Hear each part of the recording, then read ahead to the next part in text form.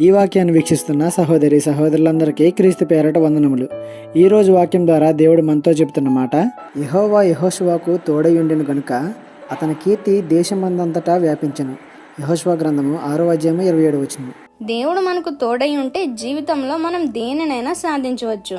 ఆయన మనకు ఎప్పుడు తోడుగా ఉంటాడు, కానీ మన క్రియల ద్వారా మనమే ఆయన్ని దూరం పెడుతూ ఉంటాం. ఇక్కడ యెహోషువకు దేవుడు తోడై ఉండి ఆయనకు కీర్తిని కలుగజేశాడంట. యెహోషువ దేవుని పక్షాన నిలబడ్డాడు.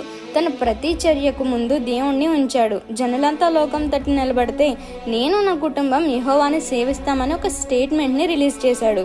దేవునితో అతను ఉంటున్నాడు, తన కుటుంబాన్ని కూడా దేవునితో నడిపిస్తున్నాడు.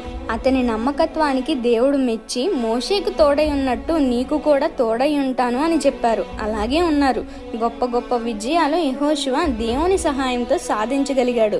నీ జీవితంలో మార్పు రావాలంటే ముందు నీలో మార్పు రావాలి. దేవునితో నీ ప్రయాణం ఏ విధంగా ఉంటుందో పరిశీలించుకోవాలి. నమ్మకంగా దేవుని కొరకు నిలబడాలి. నువ్వు దేవుణ్ణి నమ్మడం కాదు, దేవుడు నిన్ను నమ్మగలిగేలా నువ్వు జీవించాలి. దేవుడు నీకు తోడై ఉండి గొప్ప గొప్ప కార్యాలను జరిగిస్తారు. ఈ చిన్న సువార్త పరిచర్యలో మీ సహోదరులు. God bless you. ఆమేన్.